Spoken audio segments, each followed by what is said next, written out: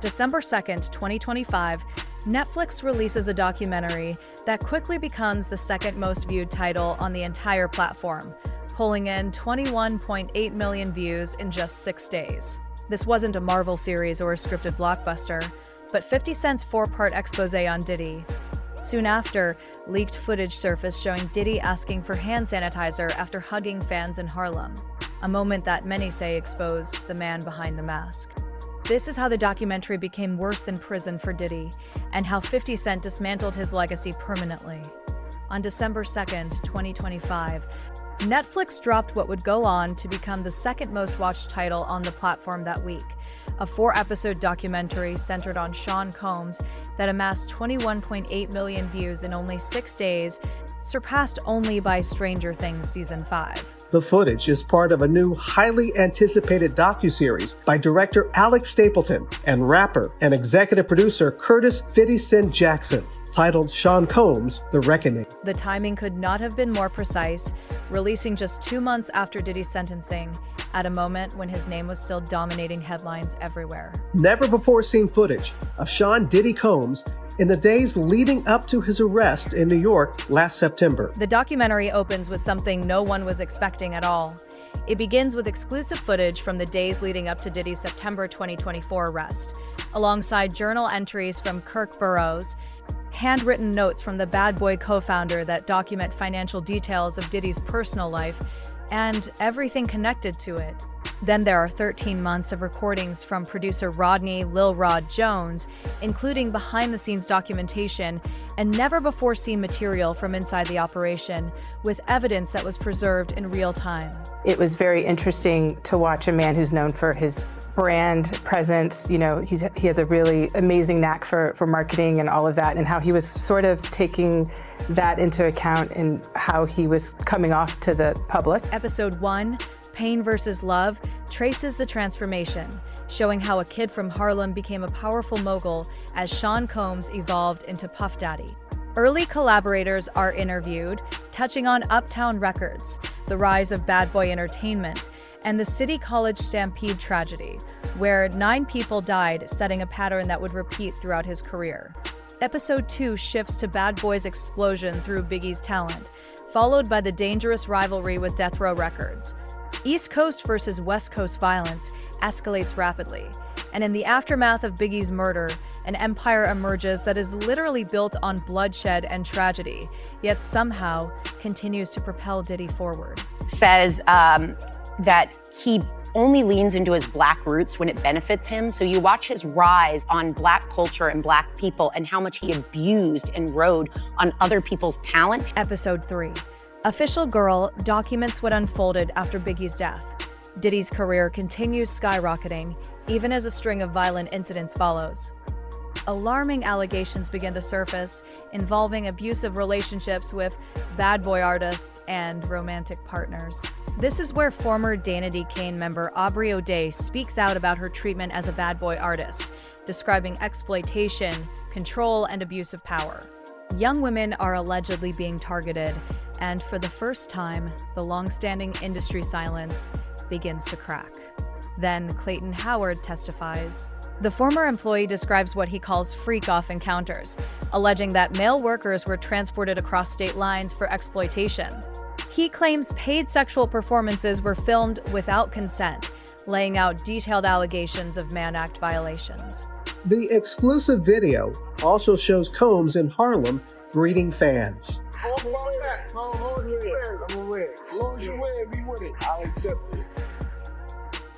The footage everyone is talking about shows Diddy in Harlem, hugging fans and smiling for the cameras.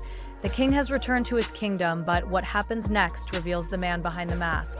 Yeah, I gotta take it back. Like the amount of people that actually I'm coming in contact with, like that's what I have to do. Inside the vehicle, a completely different story emerges. The warmth vanishes, and the performance falters.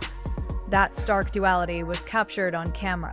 They said he only comes home when the world spit him back out. He gets in the car and starts to talk about how he needs hand sanitizer and he needs to clean himself because he was out among the people and he felt so dirty. The moment became symbolic of everything the documentary aimed to expose, a man performing for the public while privately harboring contempt. It should show you his character. Was that the reason for including it? Yeah. What's the odds that you would do that in front of the camera?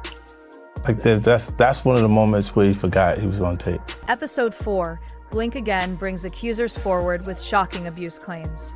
These allegations triggered a federal investigation that ultimately led to Diddy's 2024 arrest and a high-profile trial. 2 jurors interviewed explained the reasoning behind the conviction. Alexandria Stapleton emphasized that the documentary's goal went beyond merely collecting allegations. It was about comprehensive storytelling. I think it's important to also let people know that the show is not completely the perspectives of people that did not like Sean. We weren't trying to just get the highlights, the salacious details, that the real goal was to storytell. The documentary examines the 2016 surveillance footage, the hotel assault incident published by CNN in May 2024, and the visible violence captured on camera, undeniable evidence presented without any filter. The 2 jurors who participated in the trial offer unique insights into the verdict and share their perceptions of the complex relationship dynamics involved. The 4-part series also features 2 jurors from Combs' trial who are speaking for the first time about how they reached their mixed verdict, finding Combs guilty of 2 offenses, but clear of racketeering and trafficking charges. Critics responded overwhelmingly positively with over 90% approval on Rotten Tomatoes. 10 critics gave favorable reviews, describing the documentary as meticulous and sober rather than sensational. It was praised for being smoothly produced, exhaustive, and presenting well-evidenced allegations that leave a deep impact. The Guardian awarded it 4 stars. On Metacritic, it scored 67 out of 100 based on 5 critics, indicating generally favorable reviews. The documentary is recognized for serious journalism rather than tabloid sensationalism, delivering a comprehensive investigation with professional production values that earn industry credibility.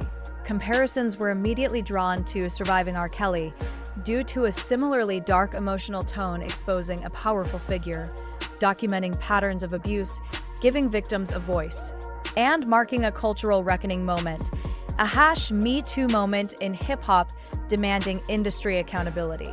This blew my mind, and I have to say 50 Cent is out here doing the Lord's work. We need to protect him at all costs. I think if we put him on the Epstein files, he'd get them all released in days. He sure would. I don't want to give anything away, but he gets into some very high-profile unsolved crimes with very, very interesting and compelling new information. But here's where it gets interesting.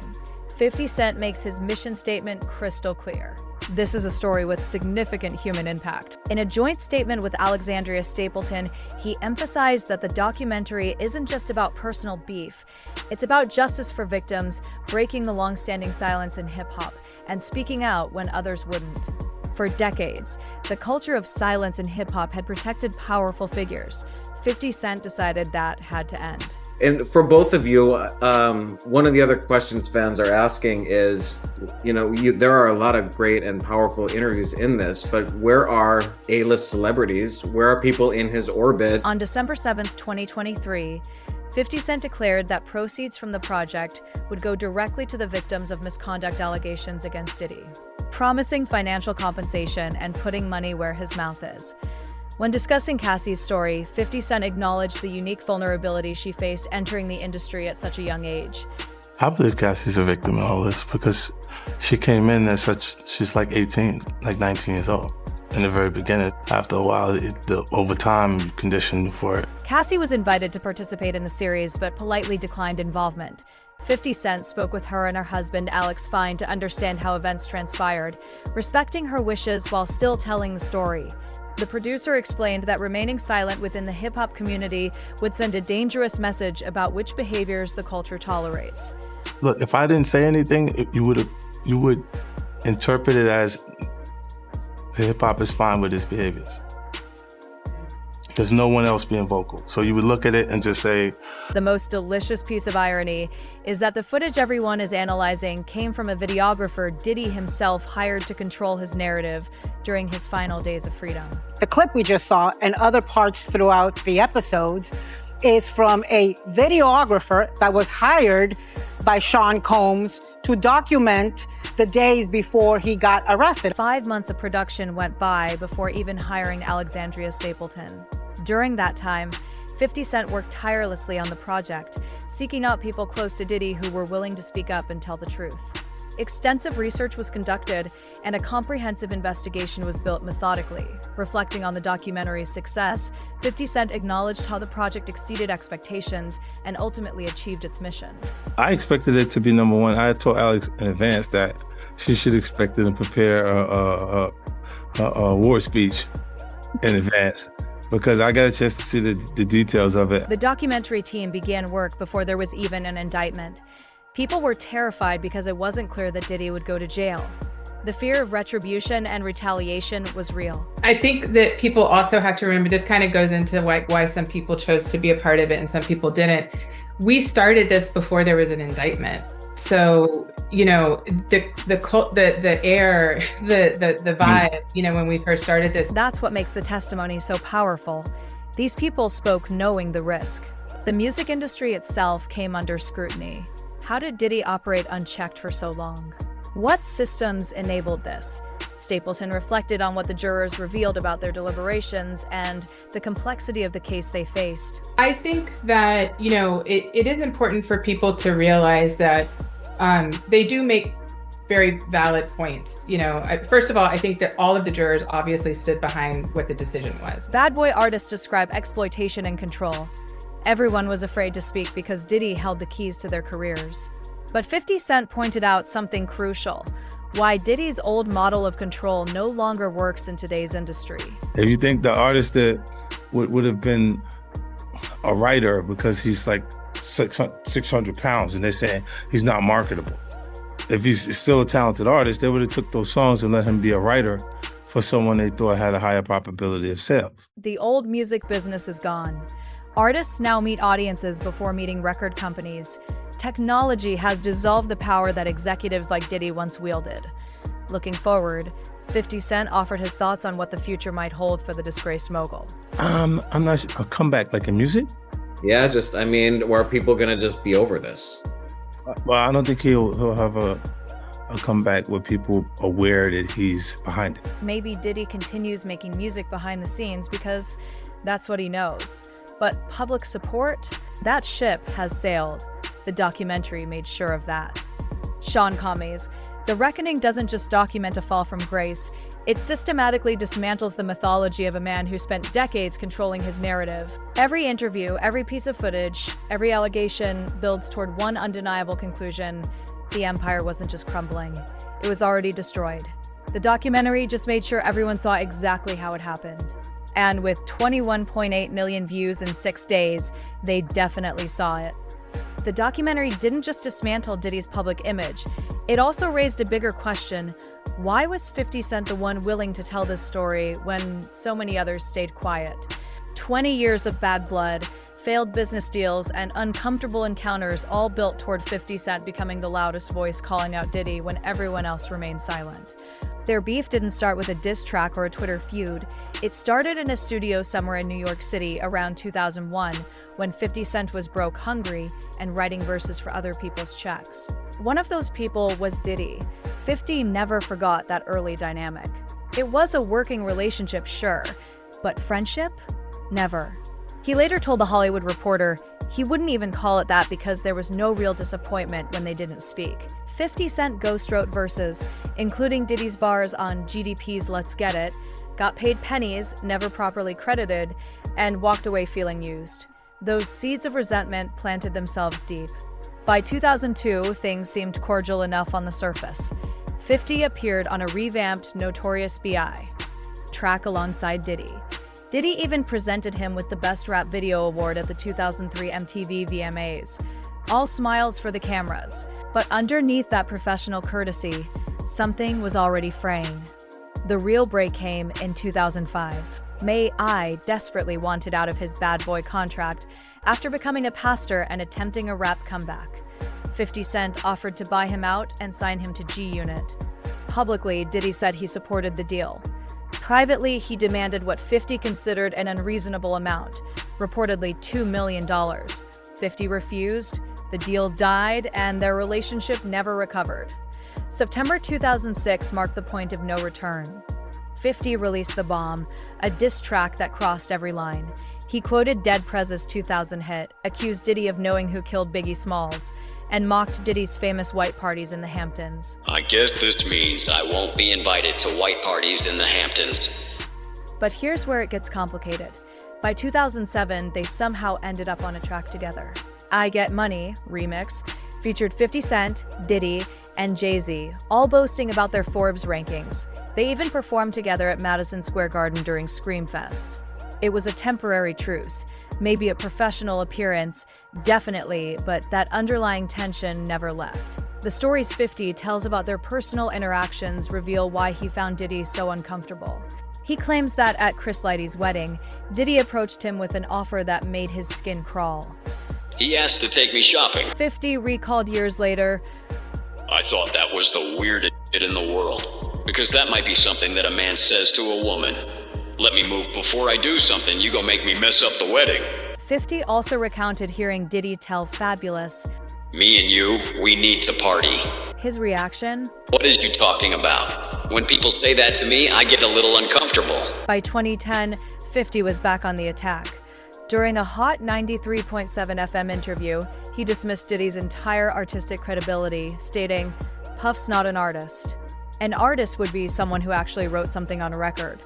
1 month later, 50 created an online petition demanding that Diddy let Biggie rest in peace. The petition's language cut deep, insisting that Biggie's name should never have become Combs' crutch. In 2018, Diddy attempted to downplay their beef during his own Breakfast Club appearance, smiling through his response. I don't have no beef with Fifth. He loves me. Y'all can't see that he loves me. You really think that's hate? You know he loves me. Diddy said, Me and him could be friends, but he doesn't want to be my friend. Then came the vodka wars. Diddy represented Shira, signing a lucrative deal with Dial, while 50 partnered with Ofen Vodka in 2016. Hip-hop beef had evolved into business competition, creating a new battlefield where 50 could launch attacks across every platform. Puffs is not even vodka. It's grape. Says, made with vodka. 50 told Drink Champs in 2018, Mine is made from wheat from Holland, distilled 5 times, a lot less sugar. Then later when you have a headache because you finished your full bottle of Ciroc, I told you I was smarter. November 2018 brought a rare moment of humanity when Kim Porter passed away from pneumonia complications. 50 sent genuine condolences expressing heartfelt sympathy for the loss. I know Puff is hit right now. He loved her for real, soulmate type. Chin up, Puff. Positive vibes only. But that ceasefire didn't last long. October 2023 reignited everything. Dwayne Keffe D. Davis was arrested in connection with Tupac's 1996 murder. Davis had previously claimed in 2008-2009 that Diddy had put $1 million hit out on Tupac and Suge Knight. 50 immediately reacted, posting, "So Pat got lined by Brother Love lol." When Diddy appeared on a podcast, he dismissed the allegations as nonsense, saying, We don't talk about things that are nonsense. We don't even entertain nonsense. the damage was already done in the court of public opinion. Then, November 2023 happened. Cassie filed her lawsuit alleging sexual assault, abuse, and trafficking spanning over 10 years. The case was settled the next day. There was no admission of guilt, but 50 wasn't letting it go. First he denied, then tape comes out. That means everything that Nick says is a lie. A lawsuit filed against Sean Diddy Combs accuses the music performer and executive of physical abuse and trafficking. The singer Cassie says the incidents occurred throughout her 10-year relationship with Combs. The lawsuit had been filed under a New York law that allows alleged offense victims to bring claims even after the statute of limitations has expired, a legal window that was quickly approaching closure. So I just wanted to be clear, this is a civil lawsuit. This is not a criminal lawsuit. There's no chance here as we stand for Sean Combs to go to jail.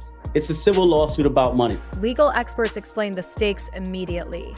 This was a civil lawsuit focused on financial compensation, not a criminal case that could result in Diddy going to prison. However, the allegations were severe, including claims of physical abuse, demands that Cassie perform alongside others while Diddy watched, and other forms of coercion and exploitation. Because these things happened years ago.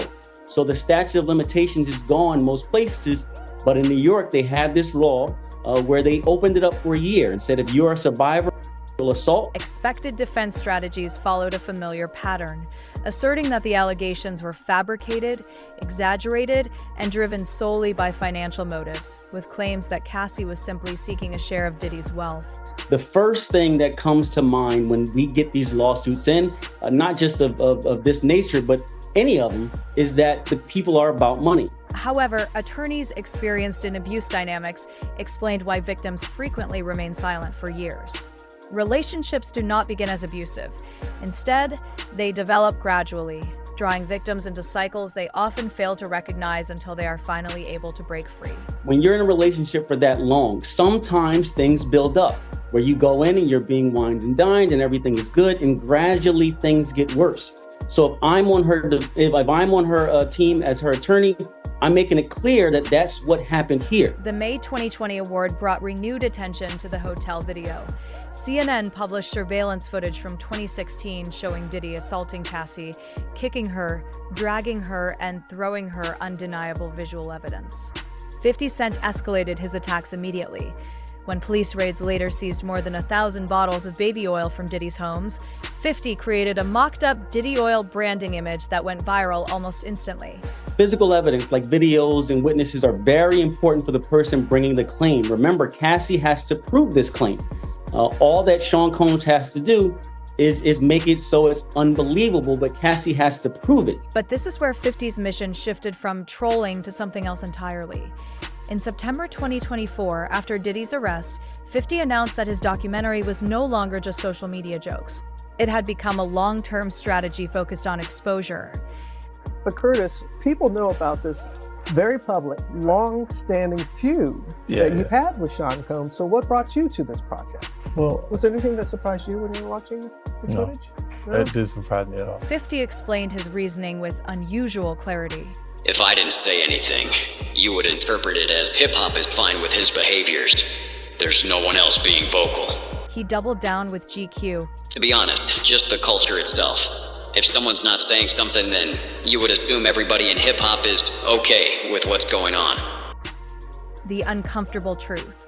Other rappers stayed silent. I ain't gonna say nothing. I'm gonna mind my business. They would say it privately because of the position Diddy held in the culture for so long, the power he wielded, and the fear he inspired. 50 explained why Cassie's story resonated with him on a different level. She entered Diddy's orbit as a teenager, barely 19 years old when she signed to Bad Boy Records. That power imbalance, that vulnerability, shifted his perspective on everything that came afterward. The documentary became 50's vehicle to separate Diddy's alleged actions from hip-hop culture itself.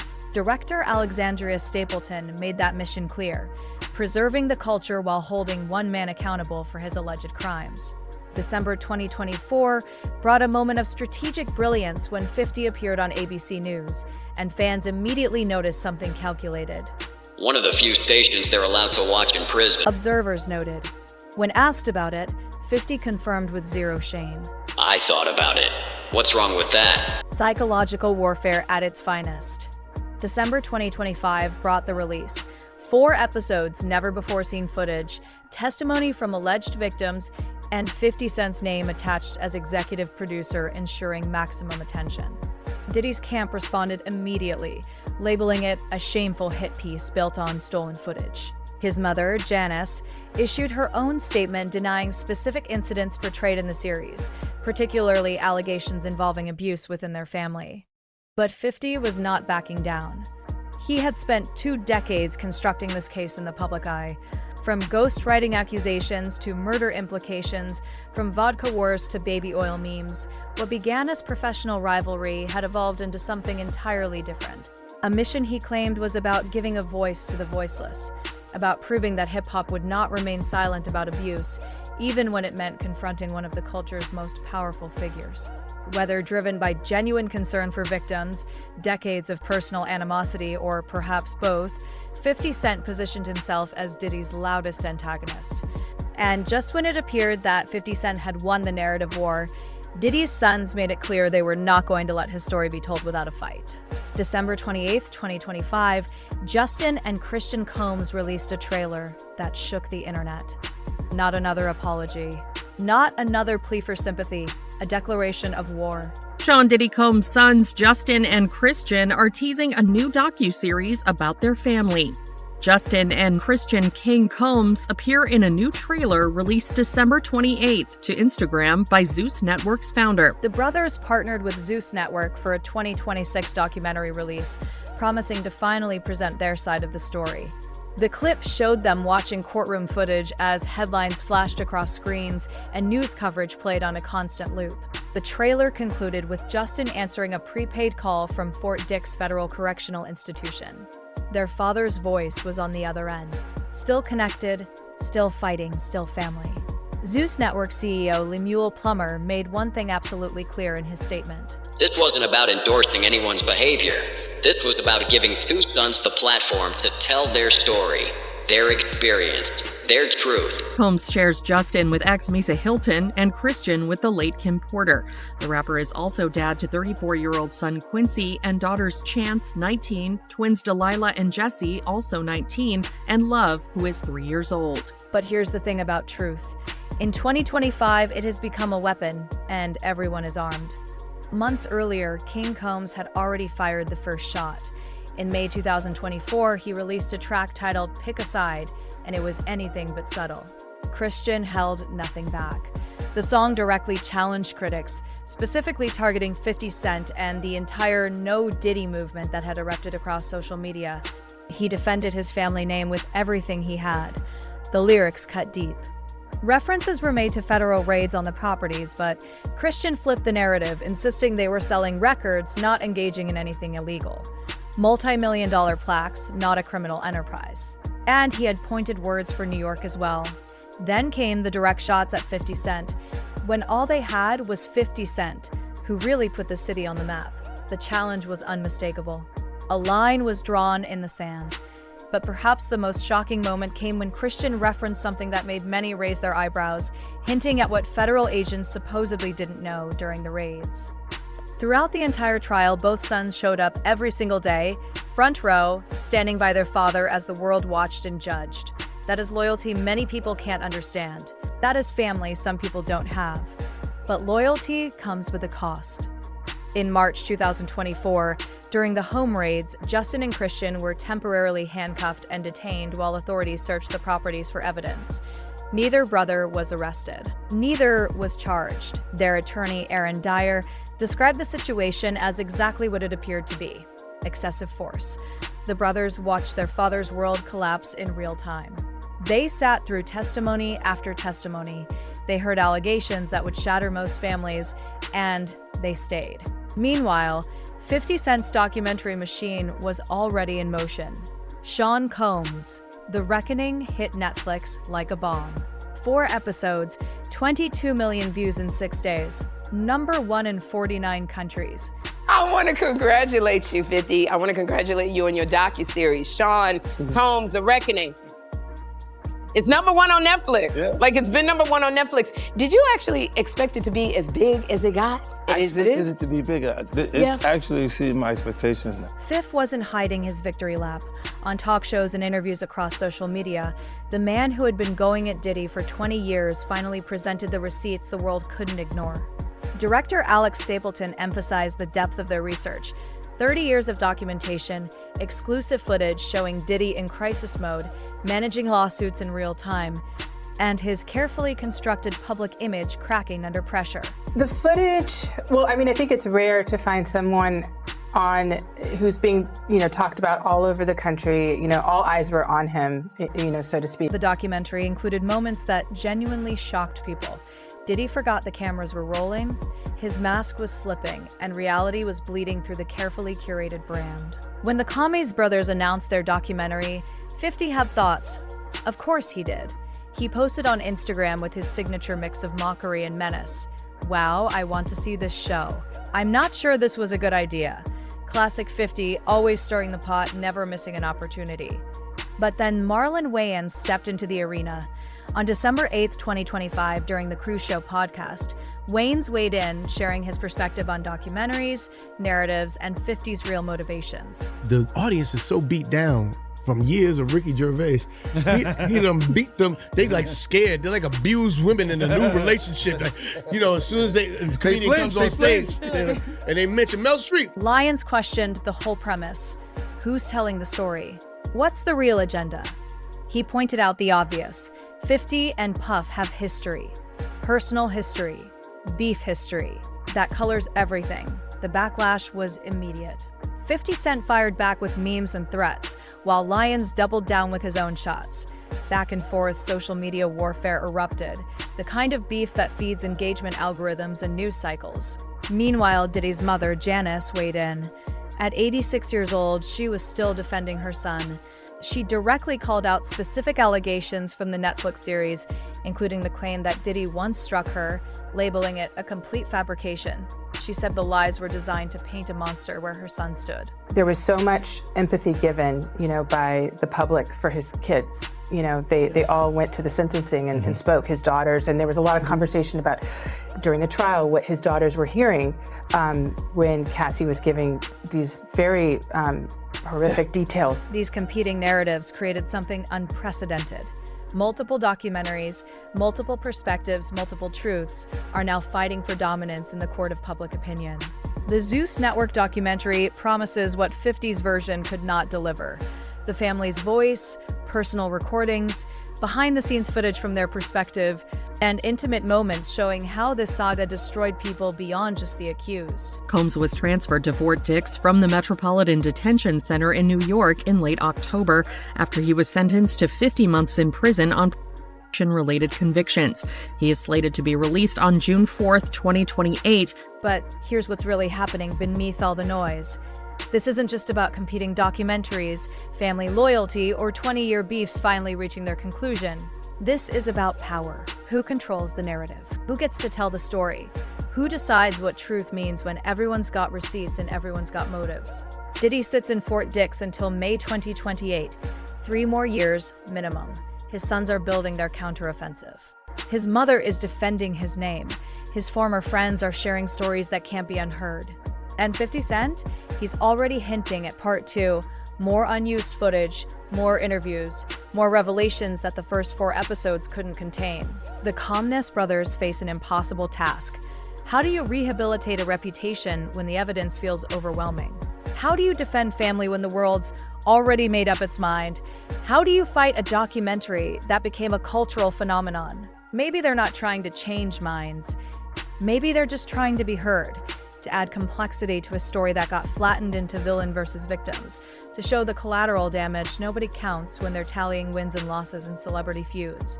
Competing truths in an era where everyone's armed with cameras, receipts, and an audience hungry for the next chapter in hip-hop's most devastating fall from grace.